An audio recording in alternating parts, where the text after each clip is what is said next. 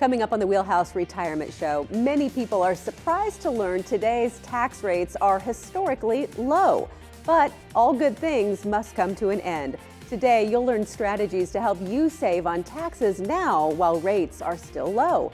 Plus, if you think Social Security benefits will be tax-free, think again. Rishi and Anthony will tell you what you need to know about taxes on your Social Security income. And later, how does a favorite childhood toy for many of you go hand in hand with your tax planning strategy? Rishi explains in this week's Tip of the Week. The Wheelhouse Retirement Show starts right now. Retirement is more than a destination. It's a journey that starts with a dream. A vision for the way you want to live, recharge, and give back. To get there, you need a plan to make your retirement dreams come true. Now in its second season, the Wheelhouse Retirement Show provides you with the essential strategies needed to plan your ideal retirement. From income planning and wealth management to strategies for taxes, long-term care, and leaving a legacy, Rishi Ghosh, Anthony Stryker, and the team at Wheelhouse Advisory Group provide modern solutions and comprehensive plans for your journey to and through retirement. This is the Wheelhouse Retirement Show. Welcome to the Wheelhouse Retirement Show. I'm Amy Sharp. Joining me today, Rishi Ghosh and Anthony Stryker with Wheelhouse Advisory Group. And first off, before we get into retirement talk, we have a very happy announcement. I've been busting at the seams. I know you have as well to share this news. We have a new member of the Wheelhouse Advisory team, and she's cute. I tell you what, Amy, you know me better than a lot of people. You've known me for years, and I knew the change would happen with you. I don't like talking about myself, but this was something that I was pretty excited to share with our viewers. So many of our viewers have been watching us for years here. They've seen me from my single days to my engaged days to my married days, and now I am officially blessed to be a father, and this is my baby girl, the newest member of Wheelhouse, Naya Ghosh. For some of our viewers, they may know that I got engaged on a boat, I got married on a boat, and Rima and I, my beautiful wife, we wanted to keep our culture alive, so we decided we would like to go with a name that meant something to us, that had an Indian descent. So we went with Naya, which means flowing water, and boater, believe it or not. And I call her my little peanut because that is what she is to me. And I will tell you, sleep deprivation is a real thing. Yeah. But I'm learning every single day. My clients, we shared the news with them. They're beyond excited for us. And I'm just going to try to be the best dad I can be, just like the best financial advisor and retirement planner I can be. I have total confidence that you will be just that. I'm a little frustrated that we have to talk about other things, but we do eventually have to get to something else. I did bring Uncle Anthony with me too, so she's got his uncle over here. I love it. I knew you had a very important role as well. So congratulations. We're so excited. Thank we you hope so we much. see pictures on almost every show. We're going to bring him every time. Along the way. Okay, well, we do want to get into some of our retirement topics that we want to cover today, and one of those being that the fact a lot of people, retirees, are not thinking about taxes when it comes to Social Security. This is a very big topic. It is, and I don't know how I can't top his news for sure. However, I might have to give a little bit of bad news for some of our pre-retirees who might not know this about Social Security. You know, so many of our working families, they saw on their paycheck Social Security tax go right out of their paychecks, and it was taxed on the way in, and now there is a potential, that's the news here, there is a potential that your Social Security taxes will be taxed on the way out, meaning you have your gross Social Security check that you might get, and then the good old IRS will take a little bit of that depending on your income levels and different levels of income that you have on your tax return here. Okay, where do retirees need to begin in order to find out how much of their Social Security will be taxed? So it all comes down to a term that some people may have heard about, but we don't talk about every single year like so many other terms when it comes to taxes, and that is Modified Adjusted Gross Income, or short MAGI, M-A-G-I, MAGI.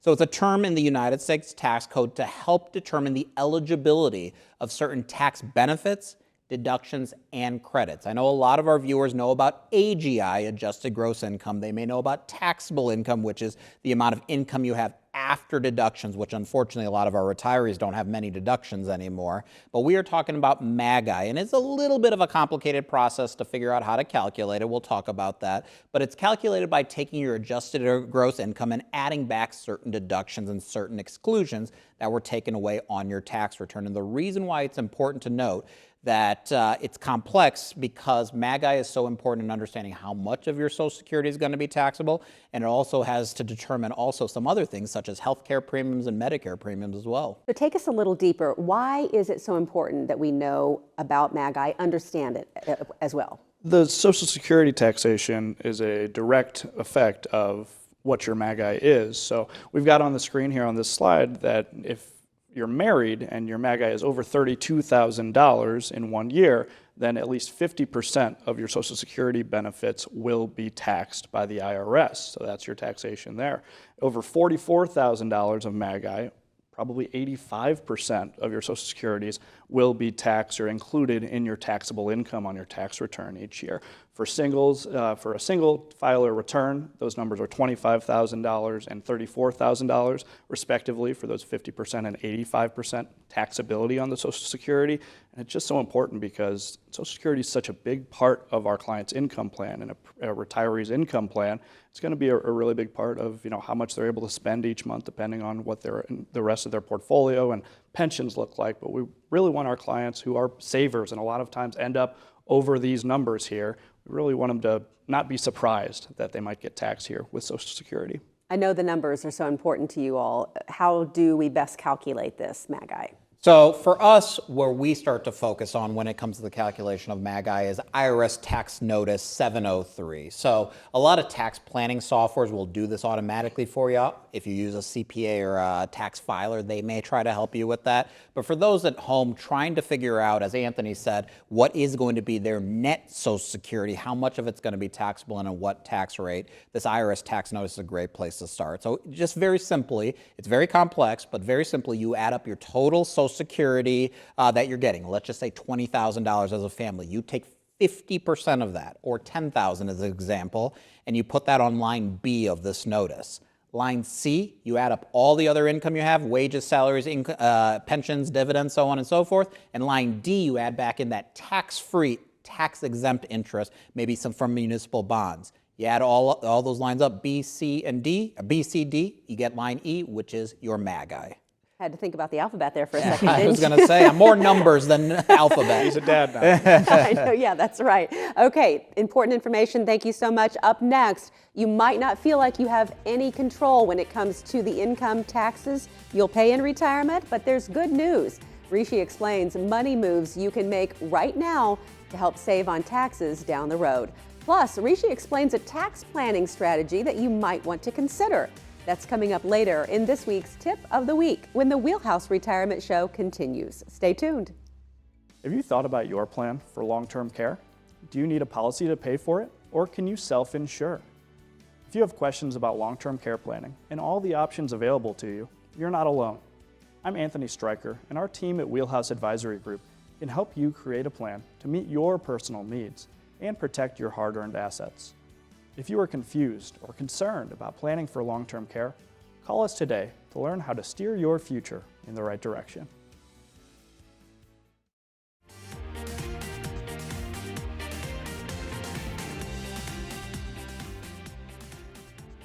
Welcome back to the Wheelhouse Retirement Show. Here today with Rishi and Anthony, we're talking about some of the little unknown factors that can impact how your income, including your Social Security, is taxed in retirement. And I know you mentioned a lot of Wheelhouse retirees, they kind of like to have some part-time work or maybe fun work.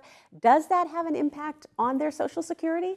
You know, it actually does, Amy, and a lot is dependent on when they take their Social Security and what age they're at. So we call it fun time work. Some of our clients call it part-time work. I know Anthony jokes about it. We call it beer money sometimes, right? Just a little bit of extra. But oftentimes people think that as they're getting closer to retirement, man, they've saved so much into the Social Security fund, they want to start taking their Social Security early and maybe double dip by working at the exact same time. And while that's possible, it is generally not recommended, because if you take Social Security prior to full retirement age, For a lot of our viewers, that's 66. Some of our viewers, that's 67. Some people are in between those two ages.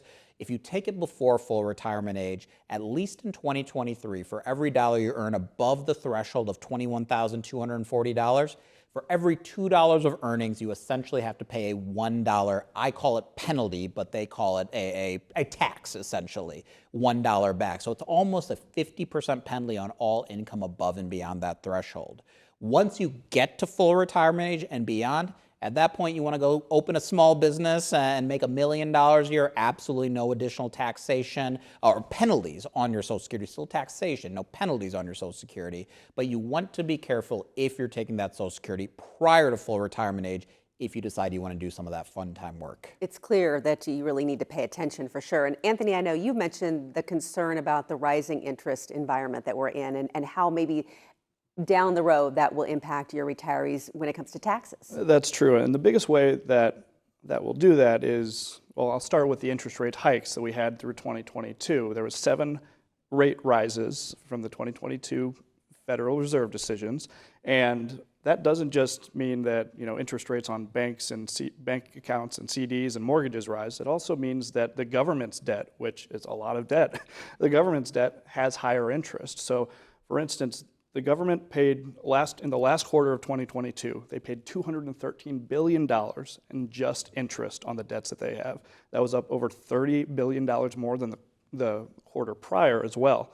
So, when we talk about being worried for taxes in the future, we talk about having lower marginal tax rates today. So our next slide kind of shows us where we are in the historical landscape of our highest marginal tax rates. So if we see on the far end there, of 2010 to 2020, we really are in a historically low tax environment. And our big worry is that with all this debt the country has, there's only 2 ways that can be fixed or cut into, made a dent into. Number one, we kind of joke about in our office, never happening, the government spends a little less money, haha. Number 2, tax rates go up. So that's where we really see a worry for our clients. We're in lower tax rates right now, historically, but there's a real potential because of this debt issue. So what should our viewers be doing now to, prevent taxation to take a bite out of their portfolios down the road? It's really finding that sweet spot in today's historically low tax code to figure out what is the best strategy for you and your family to not only save money over the next few years, but potentially over 10, 20, 30 years of retirement, and maybe even your beneficiaries as well. For us here at Wheelhouse, we believe the sweet spot is really in that new 22-24% tax code, which, if I use line 24%, for example, you can make income up to $364,000. But in addition to this, I mentioned this earlier, the standard deduction now has been doubled. And the reason why that's important is so many of our retirees don't have many deductions anymore. Their debts are paid off, their kids are out of the house. There's really no other deductions to have outside of maybe some medical expenses. Just equating the 24% to the eventual tax rates that we're supposed to go back to in 2026, the top of the 28% bracket is only $233,000, which means today you can make up to $364,000, pay 24%, or into the future $233,000 and pay 28%. I will tell you, as a lot of our viewers know, we grew up in a very, very modest household, and that 4% potential savings, in addition to a plethora of other opportunities out there, it is an opportunity for a lot of hard workers and savers in this country. And if we bring this into a specific example for a couple, so we've got Dave and Sarah here who they have, through their pensions, what they take from their IRAs and their 401ks, they've got $170,000 worth of income here with this hypothetical family. If they made $170,000 in 2017, they would have been in that 28% bracket. They make $170,000 today, they are in the 22% bracket, 6 percentage points lower there. So the more they spend, the more that they potentially convert and move from IRAs to Roth IRAs while these taxes are lower is a lot better for them, because in the future, in 2026, we're supposed to go right back to those old tax rates where $170,000 would put Dave and Sarah in this 28% bracket again. And while we love to see that they're saving that 6 percentage points on their marginal tax rate when it comes to their just basic income, where it goes even further is their tax strategy as well, and finding that sweet spot.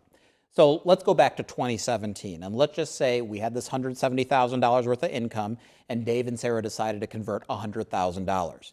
That $100,000 would have pushed them up to the 33% tax bracket and essentially had to pay $33,000 of tax. But by taking advantage of a strategy today while tax rates are lower, in the 2023 rules, that $100,000 conversion costs them 24% or $24,000, which is approximately 25% savings in their overall tax strategy just by being proactive versus reactive. Sounds like such important information. I can't imagine not having someone by your side to guide you along the way. So thanks, guys. Important insights coming up after the break. Rishi explains how a favorite childhood toy for many of you goes hand in hand with your tax planning strategy. That's next in our planning tip of the week. You know it is important to check up on your health, but what about your wealth? If you aren't sure if you've saved enough for retirement, if you don't know what your taxes will be once you do retire, or if you feel uncertain about how much risk is in your portfolio, then it's probably time for a financial checkup.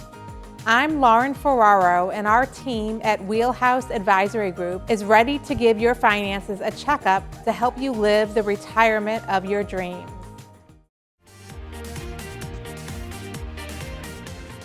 Hi, I'm Rishi Ghosh with the Planning Tip of the Week. On this Tip of the Week, I'm going to explain how one of my favorite childhood toys, the Slinky, and your tax planning strategy could go hand in hand. Unless you hold some niche investments currently, the value of your portfolio is likely down at the moment. The S&P 500 has lost double-digit value over the past 12 months, and the broad bond index hasn't done much better, having lost quite a bit as well. Depending on your tax situation and which kind of accounts you hold, now might be an excellent time to move money from a traditional IRA into a Roth account, a move known as a Roth conversion. Because Roths are funded with money you pay on taxes up front, you will owe taxes on any amount that you convert to a Roth IRA. But the less those investments are worth, the less you pay in taxes. To understand the benefits of a Roth conversion, it's important to know the key differences between a traditional and Roth IRA. Traditional IRAs are funded with pre-tax money, which means you can deduct any contributions you make in a given year from your taxable income. But because you're foregoing taxes up front, you'll owe them when you withdraw the money in retirement. You will also owe a 10% penalty if you withdraw the money before the age of 59 and a half. Roth IRAs, on the other hand, come with no upfront deduction because you fund those accounts with money you've already paid tax on, such as from your bank accounts or brokerage accounts. But once you turn 59 and a half, provided you've held the account for 5 years or more, you can withdraw all the funds and your money, including the investment gains, tax-free. And you're allowed to withdraw up to the amount that you've contributed at any time with no penalty. Which account makes sense for you depends on your individual situation. But generally, a Roth is recommended if you expect to pay lower taxes now than when you retire. That's why many financial pros recommend Roth IRAs for early career investors whose salaries are likely going to increase and push them into higher tax brackets. Keep in mind, the government can raise taxes as well, but because all the income you earn from the Roth in retirement is tax-free, these accounts can provide peace of mind to investors at any age, especially retirees who are living off their hard-earned funds. Because you haven't been taxed on any of the money in your traditional IRA, you'll pay taxes owed sooner if you convert to a Roth. But if the value of your portfolio is down, it's cheaper than usual to move your shares over. Say you own 10 shares of an ETF. If we think about our Slinky analogy, if each share is worth $10,000 in your traditional IRA, and if you decide to convert to a Roth, you'd owe taxes on the dollar value of the shares, $10,000. But if your portfolio declines by 20%, you could move those same 10 shares over and pay taxes on the $8,000. Once your stocks are converted, they'll ideally grow tax-free in your Roth account until you're ready to withdraw the money in retirement. While Roth conversions may sound attractive to anyone who fears their tax rates may be higher in retirement, this strategy can be especially useful for retirees who expect to earn more income towards the end of their careers and near retirees who fear they'll owe higher taxes on their IRA distributions or those pesky required minimum distributions should the government increase taxes. Like nearly anything involving taxes and investments, Roth conversions are complicated and moves that are best made under the supervision of a professional or through a well thought out plan. There are a few drawbacks to be aware of when deciding if this is a smart move for you. First, they're permanent. You are no longer able to recharacterize your Roth conversion back to a traditional IRA. If you convert some of your investments, the tax bill is coming due, even if a financial emergency depletes your cash reserve between the time of the conversion and tax day. Depending on how much you move over, performing a conversion could mean a large influx of income, potentially enough to push you into higher tax brackets or Medicare premium thresholds. That could in turn disqualify you from certain tax breaks. Long story short, here at Wheelhouse Advisor Group, planning strategies are the most important part of our process in helping our clients get to and through retirement successfully. While a lot of investors might be frozen right now due to market volatility, it may be worth looking to do in-kind Roth conversions on those good quality investments you may want to hold for years to come. As always, please seek the advice of a financial or tax professional before implementing any strategies unless you feel 100% comfortable. And the next time you think a childhood toy doesn't relate to your financial plan, think again. That's this planning tip of the week. The Wheelhouse Retirement Show continues next. Have you thought about your plan for long-term care? Do you need a policy to pay for it, or can you self-insure? If you have questions about long-term care planning and all the options available to you, you're not alone. I'm Lauren Ferraro, and my team at Wheelhouse Advisory Group can help you create a plan to meet your personal needs and protect your hard-earned assets. If you are confused or concerned about planning for long-term care, call us today to learn how to steer your future in the right direction.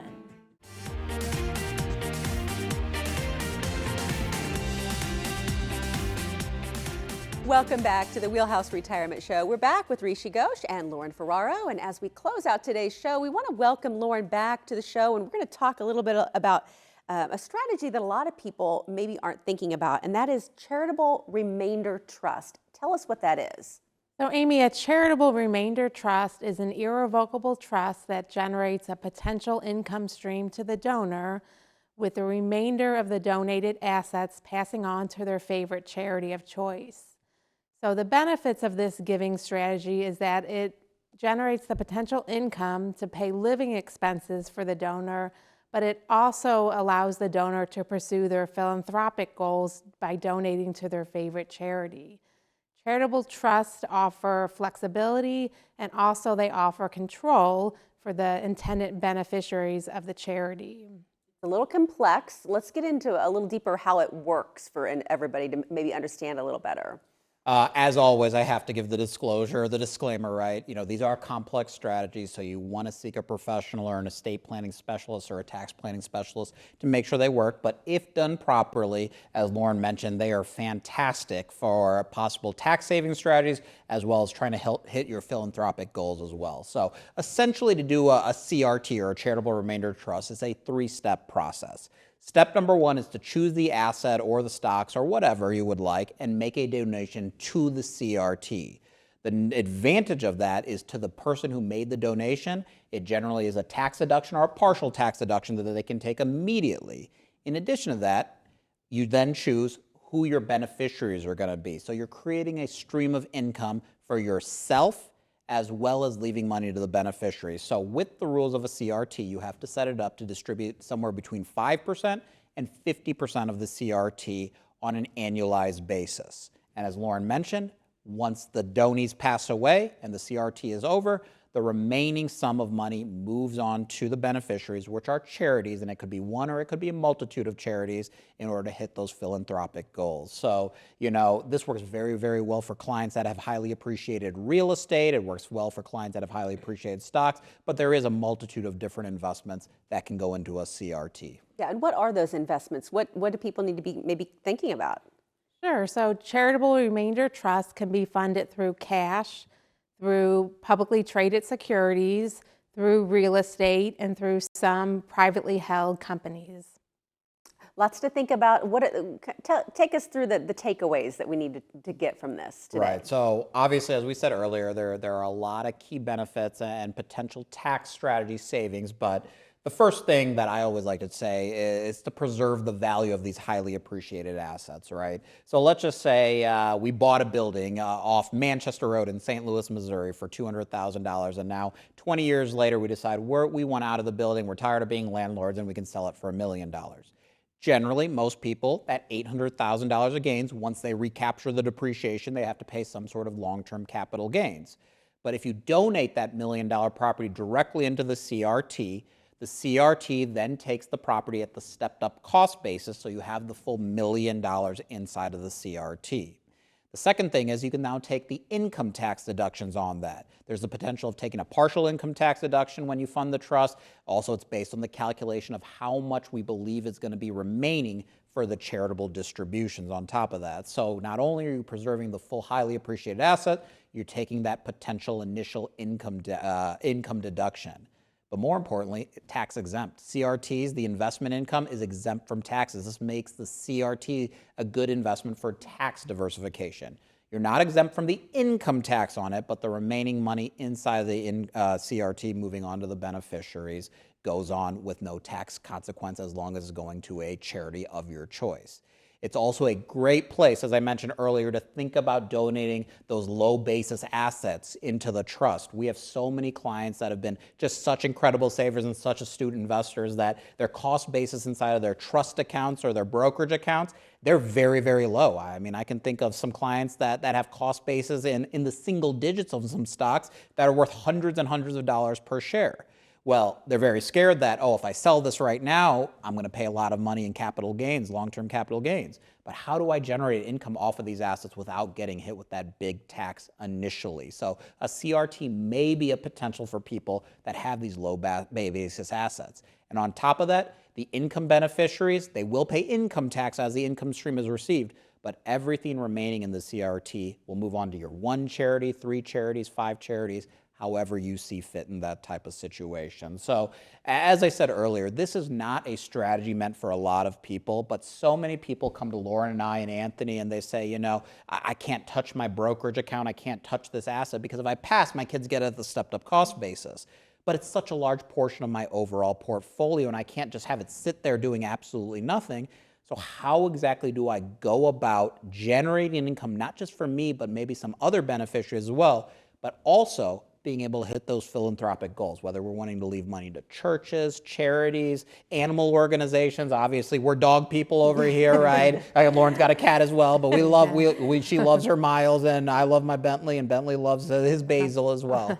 How exactly do we go about utilizing this strategy to not only benefit people today while you're alive, but also leave money tax efficiently to some great causes? Yeah, it's a great option for sure. Thank you so much, Lauren, Rishi. Appreciate great insights as always. And if you're ready to take action to help save on taxes in retirement, don't delay. Reach out by phone or on the web to get started planning for your ideal retirement future. For Rishi Ghosh, Anthony Stryker, Lauren Ferraro, and the team at Wheelhouse Advisory Group, I'm Amy Sharp. Have a great week, everyone, and we'll see you right back here next time.